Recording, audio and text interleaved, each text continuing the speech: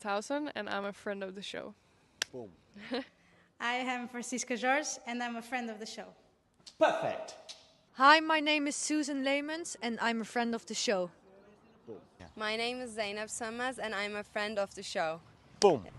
Hey guys, my name is Sasha Vickery and I'm a friend of the show. Boom.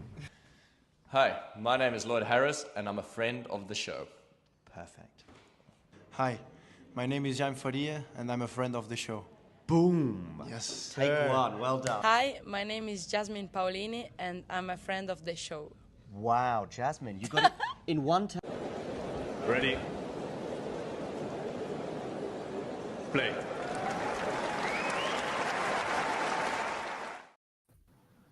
Good afternoon, good morning, good evening, or good lunchtime, more or less, where Will and Hanlon are, just before midday, I believe. And Jasmine Paolini there, getting a little word in just before we went live. And Jasmine Paolini, very much the player of the moment, maybe on the women's tour, obviously scaling heights on the singles side of things, winning in Rome just prior to the French Open, but also tearing things up on the doubles side. If I'm right, of course, her and Arani won the Roland Garros Olympics, or the Paris Olympics, I should say, last year, and then repeating the trick this year in the French Open women's doubles finals. And that's where we're going to begin, Will. Will, is it a big surprise that Paolini and Arani took the title? No, it is not. They won. They've won on this court a number of times before over the last year. They won the Olympics last year. They made the finals of Roland Garros. So no, not at all. They've proven that they're both very strong on the clay. Paolini obviously made the finals in the singles draw last year as well. So yeah, no, not a surprise at all. And they were coming off the win in Rome too. So yes, they were certainly one of the favorites coming in. So yeah, not shocking at all that they won the title. Defeating Anna Danilina and Alexandra Krunic in that final, 6-4, 2-6, 6-1. So it was a nice three-setter to enjoy, Hanlon. What did you make of the final? Yeah, it was definitely an entertaining final. I think most people, of course, favored Arani and Paolini. But credit to Danilina and team for putting up a really good fight. I think most people probably would have thought it would have been more straightforward than that, but the finalists went on a really great run and had, they scored some big wins, especially over Katerina Siniakova and Taylor Townsend in the semifinals as well right before that. So that they took out a lot of top doubles teams on the way, but really impressed with Arani and Paolini. Like Will was saying, they really have become, one of probably the most dominant doubles team on clay over the last couple of years. They're 27-5 on clay. And the last two seasons, which includes, like Will was saying, Olympic gold, Roland Garros, back-to-back Rome titles, Roland Garros finals last year. So they really have kind of cemented themselves as the dominant WTA doubles team on the dirt.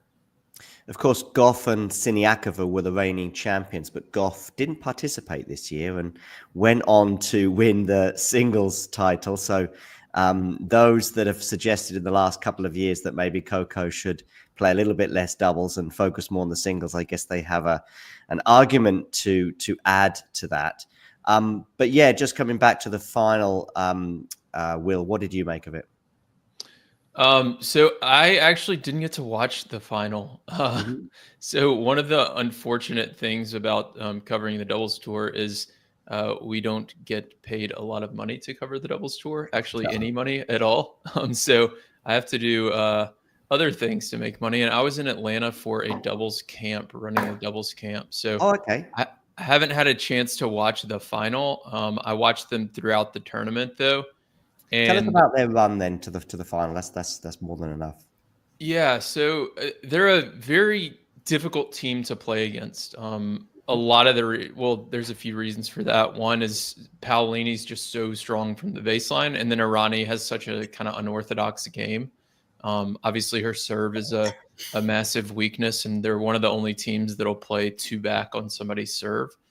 So they'll do that a lot. Yeah. So on Irani's serve, Paolini will step back to the baseline while Irani's serving. So you almost never see that. But her serve is kind of a liability, and they're best with Paolini back at the baseline, covering everything back there, and then Irani getting forward to the net. So they, I mean, they had some really impressive wins, especially from the quarters and semis. They beat Kudermetova and Mertens, who are two really strong doubles players. They won the 2022 WTA finals and made the final, I believe, or no, won Madrid, I believe. And Mertens, of course, has won 3 of the 4 slams. Am I right at doubles level? She's got a number of doubles. This was going to be her career slam had she won Roland Garros. They eliminated her from getting the career slam. Yeah. So they beat them in the quarters 2 and 3, and then took on Andreeva and Schneider, which was supposed to be this really kind of blockbuster semifinal, and it was 0-1. Andreeva and Schneider have had a really good season. They've been one of the better teams the last few years, and that was supposed to be a tight match, and it was 0-1. Will that Andreeva match, by the way, I'm guessing if that was the semi-finals, that would have come shortly after, probably about 24 hours after she went out the singles. And I don't know if there's any kind of hangover from Miller there at all. Yeah, potentially. I'm not sure. I can't speak to that, but yeah, that. I mean, the scoreline suggests that you're probably right. Especially for a gold medal rematch too, because those were the gold and silver teams from the Olympics last year, and they had a really competitive gold medal match from what I remember. So it was surprise. Yeah, like what was saying, it was very surprising to see such a marquee matchup be such a flop in Irani and Paolini's favor. But credit to the Italians for dominant run for the most part those last couple of rounds. We are obviously here to talk about the professional side of things, and obviously the French Open in particular. But I do like to just every now and again pick both of your brains. But on this occasion, I'm going to go with Will at least first.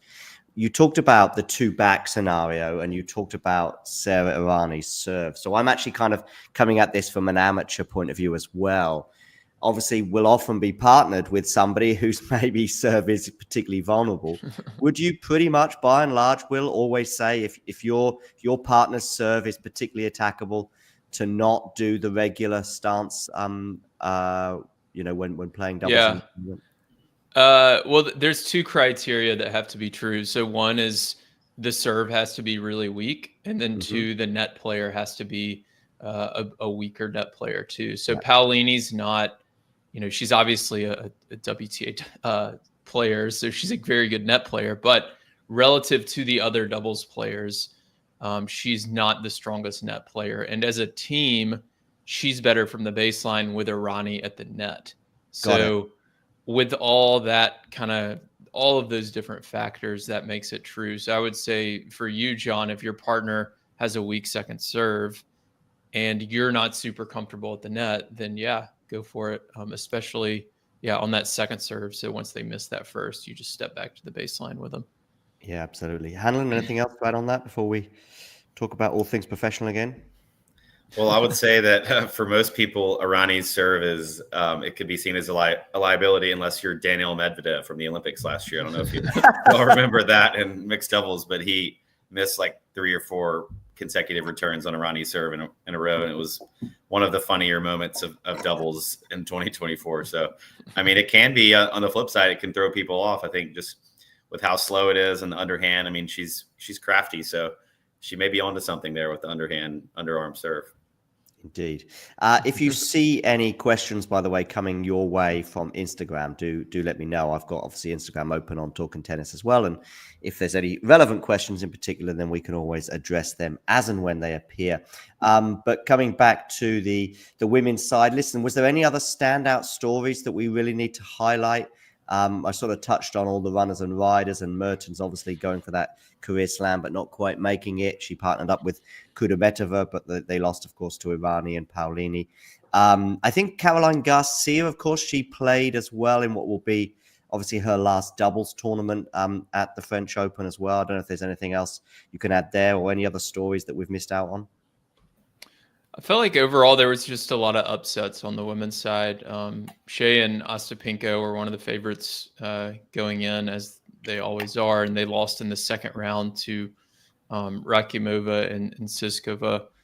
And that team they lost to lost the very next round, and the team that they lost to lost the very next round. So if you've ever done one of those like ultimate loser things where you take like the loser and go all the way back, like it looks like on paper a pretty bad loss. So that was pretty shocking to see them get bounced in round two. And then the other big upset for me was Siniakova and Townsend losing in the quarters to the eventual finalist Danilina and Krunic. I did watch that match, and Danilina and Krunic played a brilliant match tactically. They just refused to get in kind of those baseline rallies that Siniakova is so good at, especially from the ad court, where you're trying to kind of hang with her from the back of the court and overpower her. They used a lot of redirect lobs. They used a lot of angles. They used a lot of off-pace shots. They did a really nice job of not letting Siniakova or Townsend really get into a rhythm and play on their terms. So that was an impressive win as well. But yeah, I think on the women's side, a fairly significant amount of upsets overall. Cool. Apart from probably the eventual winners who sort of maintained their form. Any final words on the women's doubles, Hanlon, before we move over to the men's doubles? Yeah, just credit to Caroline Garcia too for her last Roland Garros in singles and doubles. She was a multiple slam champion. She'd won it a few times with Kristina Mladenovic over the years, and she had a pretty good run here. I think she made it to the third round as an unseeded team. So yes, credit to Garcia for being a great doubles champion over the last decade or so. Yeah, she partnered up, I think, with Diane Parry, wasn't it, before they lost to Andreeva and Diana Schneider. No shame in that, of course. Okay, over to the men's. I've got in the headline, Granollers and Ceballos at last. Why have I said at last, Will? So this was their fourth major final together as a team, and they were 0-3 previously. Granollers, I believe, separately with other partners was 0-2 aside from that. So I think it was 0-5 overall. And they've been one of the few teams that has really stuck together the last, how long, Hanlon? 5-6 years at this point? Maybe longer? Yeah, I think the 6 or 7 years maybe. Yeah, so you don't see a lot of that on the doubles tour with partners kind of sticking together for that length of time. And yeah, they finally got it done. They did have the draw kind of open up for them a bit, which helped. And maybe that's kind of what they needed. But they were in good form coming in. They were certainly, they weren't a bad pick. They were certainly one of probably the top 3 to 4 favorites coming in anyways. And yeah, they get it done in 3 sets in the final. Yes, get it done. Indeed, they did. The 5th seeds, I think they were. They bagged their maiden Grand Slam trophy as a pair by battling past, of course, the British duo, very established on the doubles side, of Joe Salisbury and Neil Skupski. And I emphasize Neil Skupski, not because of any tennis prowess, but he once joined the live chat on YouTube, I think it was, last year. We did a live watch along, Hanlon, of Diego Forlan, the soccer player from Uruguay.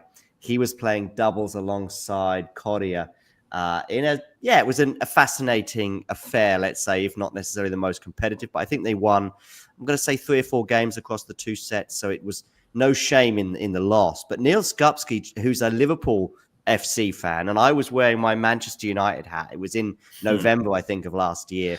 And in Germany, things were a little chillier than they are, certainly in Uruguay and probably certain parts of the US. Anyway, Skupski joins the chat, and I'm like, this isn't the real Skupski. It can't be.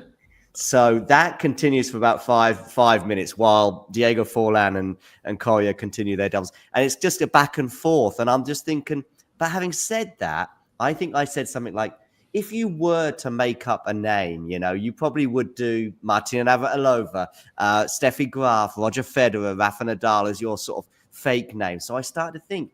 And so then I said, Neil, if it really is you, join on Instagram. And he did. And then he wrote and then of course I know it was him because he's writing from his account. So That's funny. Neil Skupski, joined us in the live chat last year, but he wasn't able to win the doubles title at the French Open this year as they lost 3 sets, and really losing that first set 6-love kind of stands out, Hanlon. I don't know if you've got any thoughts on the final in general. Yeah, I started watching about midway through the second set, so I missed the first set blowout, but I did get to see the second half of the final, and it was really, really exciting.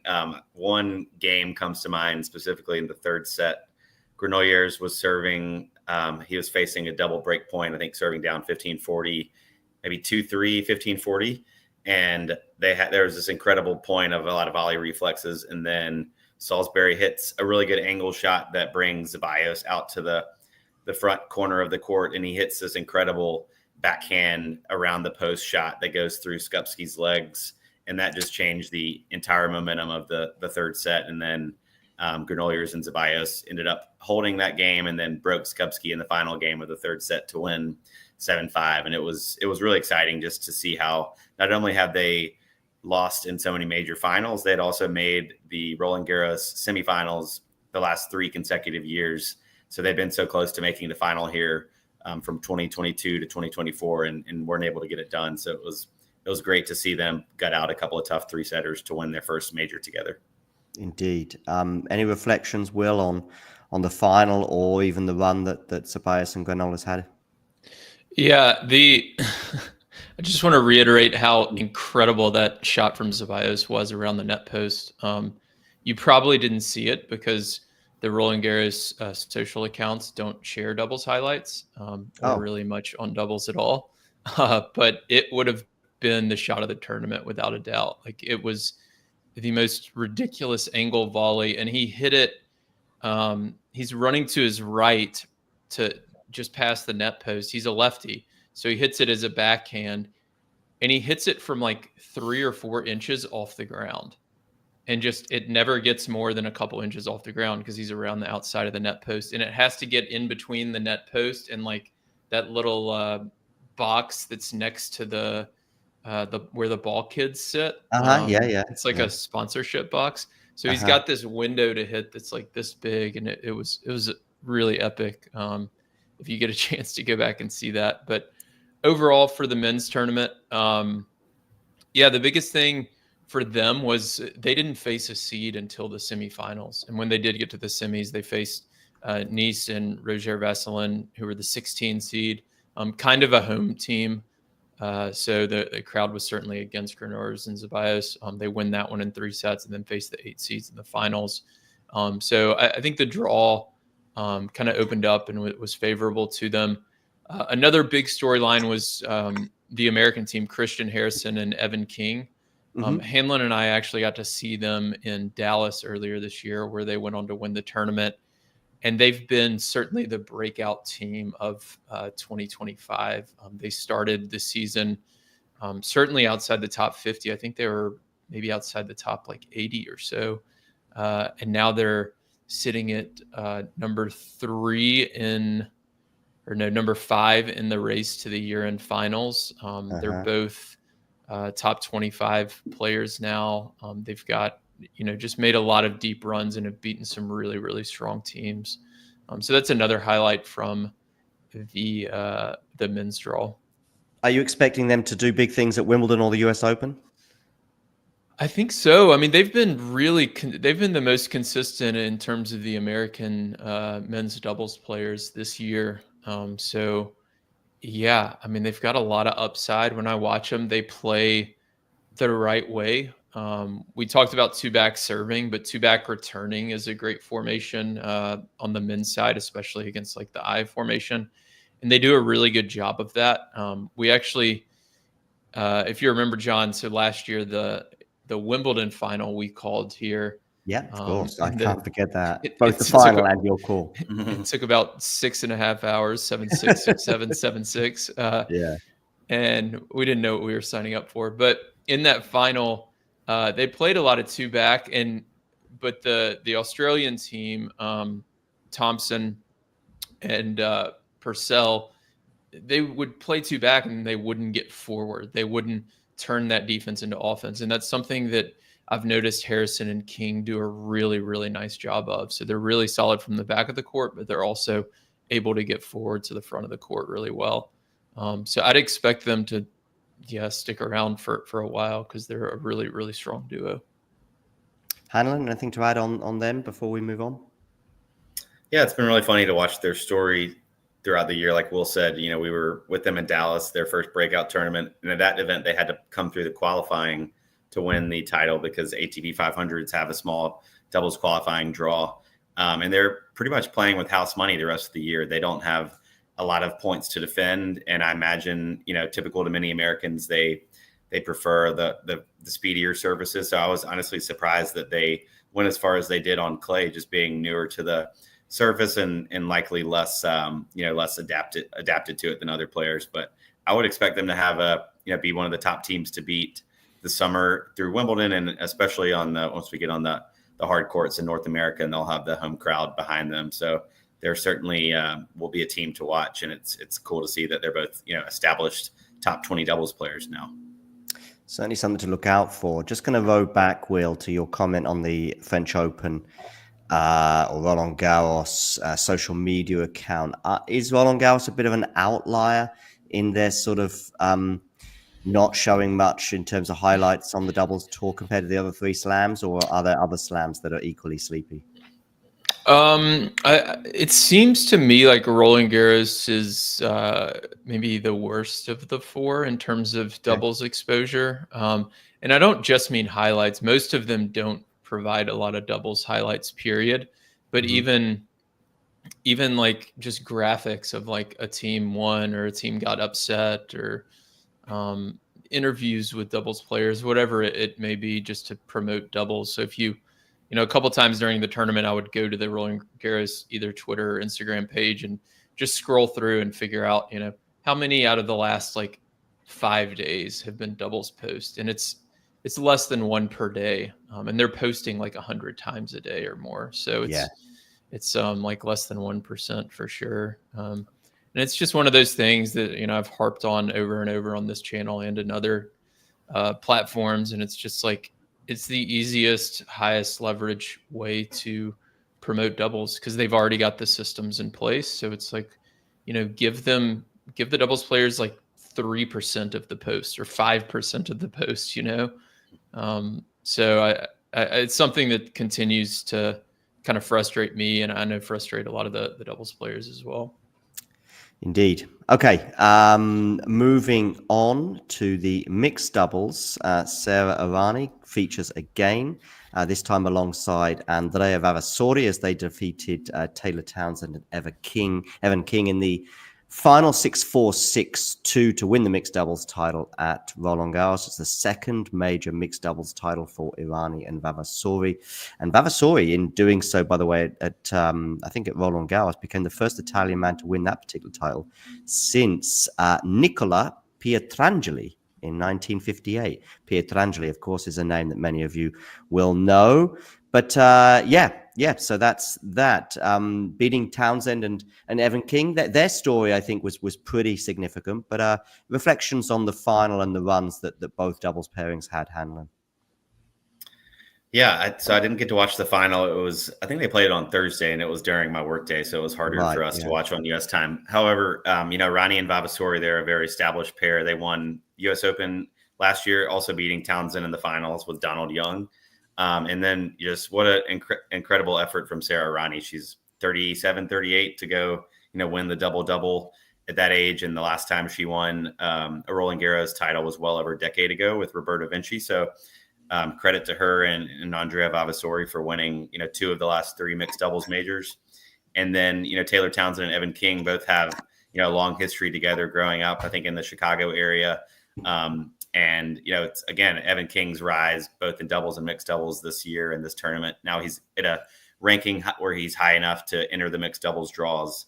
They're both really flashy lefty players, bring a lot of energy to the court. So it was a great American-Italian matchup, and great for mixed doubles, I think, to have some established names and faces in the semis and finals, because there was mixed doubles can often bring probably the most surprises of any of the draws, but it was a pretty marquee, finals and semifinals matchup, because you also had Desiree Krauchik and Neil Skupski in the semifinals. Both of them are multi-slam champions in mixed doubles. And then Zhang Shuai and Marcelo Arevalo, also very established doubles players in the semis as well. So all in all, a great tournament for the mixed. Indeed. Will, what are your thoughts? So the other tournament actually Iranian Vavasori won was Indian Wells. So Indian Wells, the last 2 years, has done a small mixed draw during week 2. So they've actually won 3 of their last 4 tournaments together in mixed. So they're certainly the team to beat in mixed right now. Looking at the draw, it was like Hanlon said, it was a pretty strong showing for some of the teams you'd expect to make a deep run.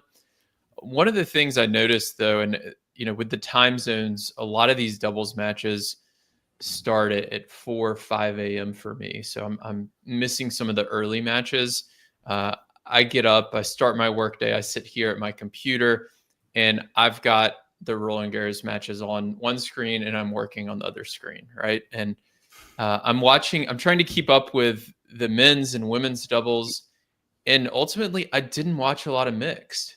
And this is something as I was preparing for this call this morning, I kind of realized, and it makes me think that there does need to be some changes for mixed doubles. I don't necessarily agree with all the changes the US Open's making, but it is hard to keep up with 3 draws. I know most people in the tennis world are just keeping up with the singles, and you've just got men's and women's singles, and that's it. And that's a bit easier to keep up with, but to keep up with 3 draws is really tough. So I'm curious to see if there can be some changes to the mixed doubles at some of these tournaments to make it more, I guess, easier to keep up with. Maybe it would help if the social media accounts would promote it more, and then I'd be able to keep up. But that was just something I wanted to chime in on. And no, I'm glad you did. And it's something that I want to reflect on a little bit. We probably won't go too much down the rabbit hole, because A, it's a story from 3 or 4 months ago, and B, it's going to be back on our doorstep come September, but or even end of August. But Hanlon, of course, are you? Because I guess both of you are a little bit conflicted in terms of, probably being a bit more on the traditional side in terms of there's a lot of other issues that are not necessarily what the US Open are trying to fix. And yet you probably also want to promote the doubles as much as possible. So I'd be interested to hear from you, Hanlon, as well on these changes that we're about to see at the US Open that is coming up in a couple of months.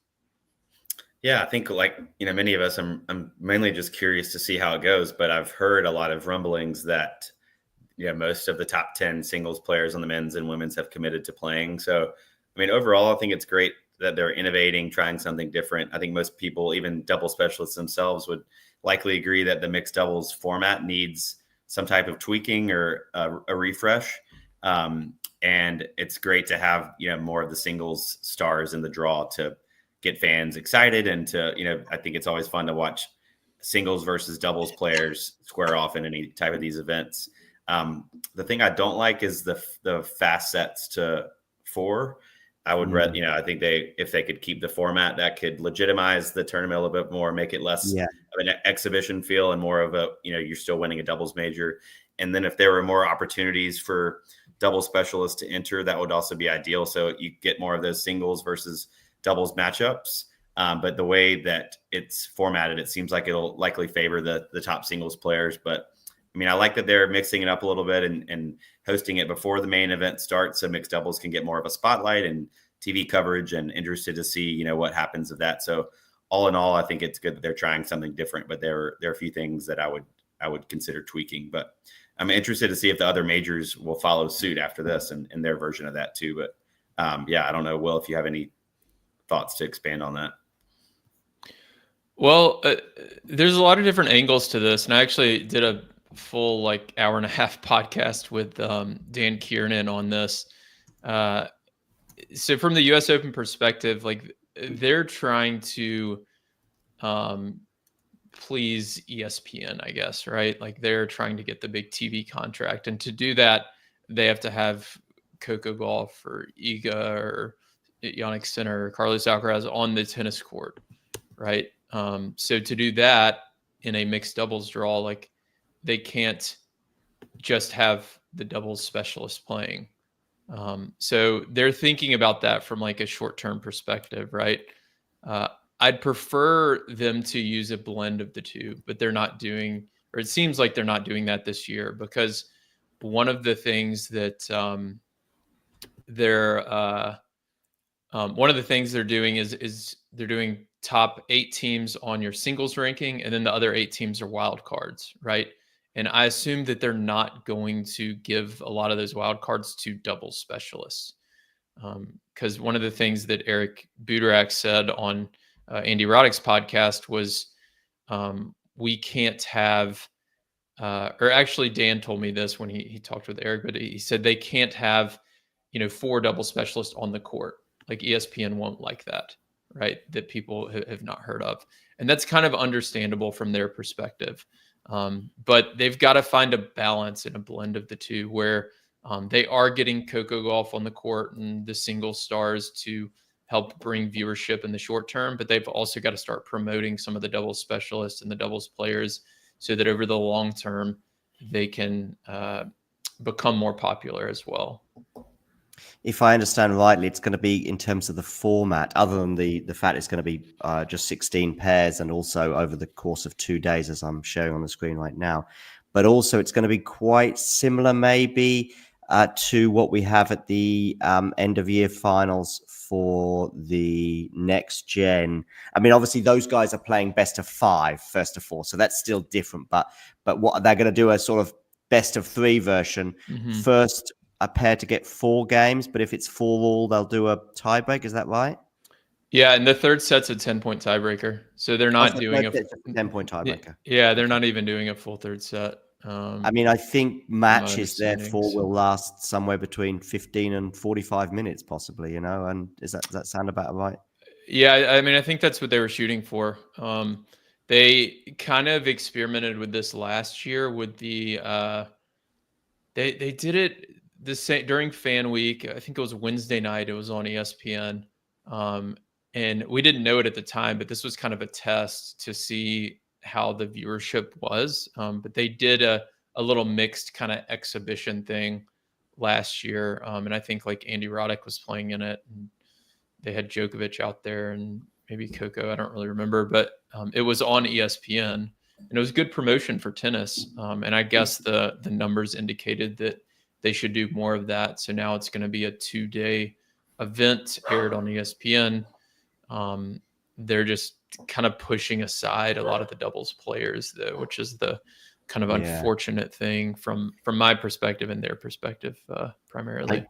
I also want to get Hanlon just one more time on this before he leaves us, and then we will wrap things up. But the word that you used as well, legitimacy, Hanlon, does come to my mind because, I've been at tournaments, as you probably both have, and you've touched on it, when you have this week before, when you have some exhibition vibes. I mean, even in Estoril recently at this year was a 175, but normally a 250 on the Sunday, just before the main draw got underway.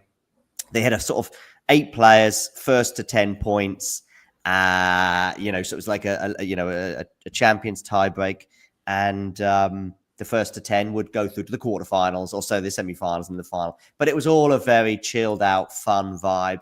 And I can see now some of these, especially the singles players, playing, laughing, joking. And I think in a way, we don't want too much of that sort of party exhibition vibe. And I think we might end up getting it. What do you think, Hanlon?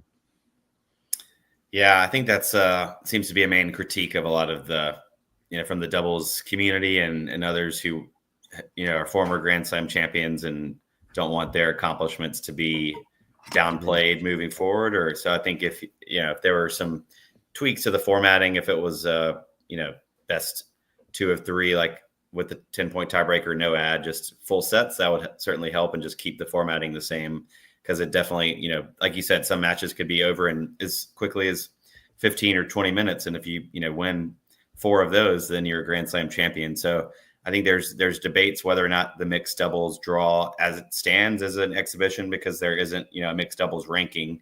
And the Grand Slams are really the only, apart from, Indian Wells and some other like newer exhibitions, the Grand Slams are really the only events that have a full mixed doubles draw. So there's, just that ongoing debate on, whether it's an exhibition or a legitimate Grand Slam. And I don't think this move will help in terms of legitimizing it as a, premier Grand Slam title to the same caliber as the other double, men's and women's doubles titles.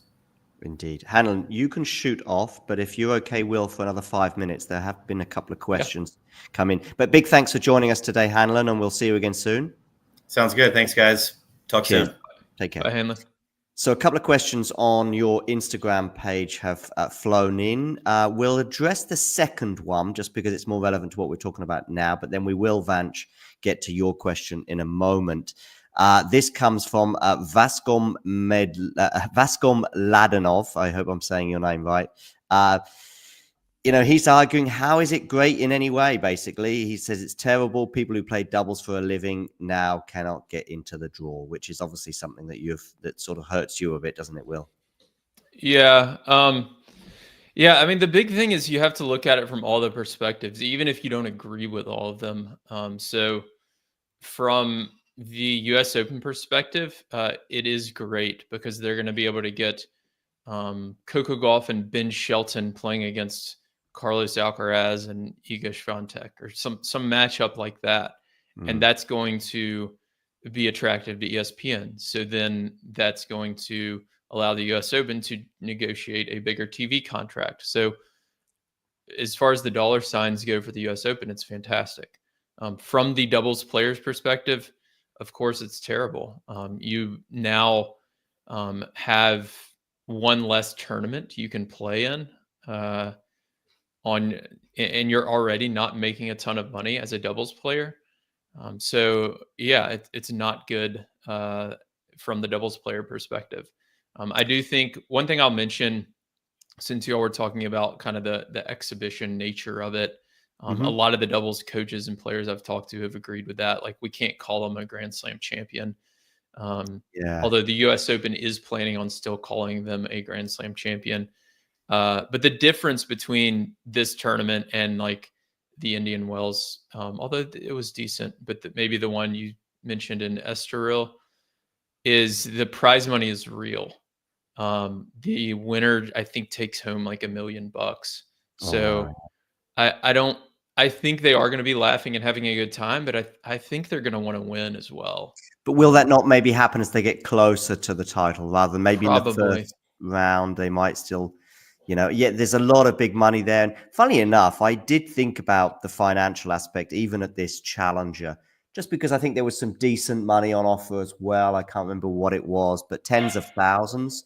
So I still thought, even if you're ranked 50 or 100 in the world, as some of those guys were that were competing for that tournament or that exhibition in Estoril, I still thought, for 10 minutes work, even if you're 100 or 150 in the world, 50,000 euros or whatever it was is a nice 15 minutes work, if you like. So, but yeah, coming back to, obviously you're talking obviously about $1 million here, so it's even much bigger. But yeah, I wonder if that'll play into things as they get nearer sort of the end of the 48 hours or the 2-day event. But we'll see. So. I wonder as well if there might even be some people getting out there and saying, look, maybe they want them to be laughing and joking, but maybe they'll be like, don't laugh and joke too much. I don't know if they can get that vibe, away, if you like. But, it'll be interesting to see. I think they're going to want them to have a good time and be. I mean, it's entertainment, right? Sport is entertainment. So I think early on, like you said, we're going to see a more of kind of the laughing, fun side. But then as it gets closer to the finals, and it'll depend on who makes it too. If they do give a wild card to like Vavasori and Irani, for example, like they're probably going to take it pretty seriously throughout because they're playing only doubles now, and $1 million is a lot. Like that would be their biggest purse, I think, for the year, probably. So it's a significant amount of money for sure. All right, let's just have a quick look towards Wimbledon. Vanch underscore Randeri 810 is asking, Wimbledon is the next tournament, right? What is going to happen? So just give us one or two thoughts that you're looking forward to, and the contrast in terms of obviously the surfaces and maybe some of the players that might benefit from this surface change at Wimbledon in particular. Yeah, so both teams who won last year for the men's and women's are most likely going to be in the draw again. The men's was Harry Heliovara and Henry Patton. They also won the Australian Open this year. I'd expect them to make another deep run and potentially, they'll certainly try to repeat. I think the men's doubles draws are just so tough. I feel like there's generally more depth where like a top team can lose second or third round. I say that, and Shea and Ostapinko lost second round at French Open, but generally I feel like that's true. So it'll be it'll be an exciting tournament for sure to see if they can make another deep run and potentially repeat as champions. A few things to look for, especially on the men's side, you're going to see a lot more kind of serve and volley. The courts are quicker, the ball stays lower. It's much more difficult to return. So it makes it a lot shorter points generally than what we saw on the clay swing. So it's a lot more fast-paced kind of doubles, old school, traditional doubles.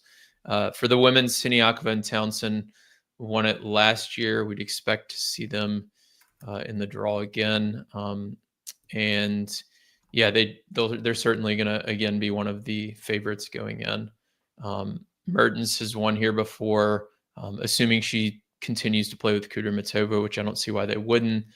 They'll be one of the top favorites. There will be a handful of other teams as well, but yeah, we'll see how the next few weeks go on the grass courts. We had 4 tournaments last week. This week, the men are in Queens, which can be kind of telling in terms of form because we'll have a bit more of the top teams playing. So yeah, it'll be fun to watch. It's really too short of a season in my opinion. I wish it was a bit longer, but we'll enjoy it while it lasts. Absolutely.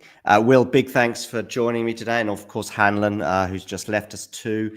Do check out Will and Hanlon on the Tennis Tribe. I did share the website in the live chat, so you can catch up on all their podcasts and, of course, their YouTube channel and Instagram page.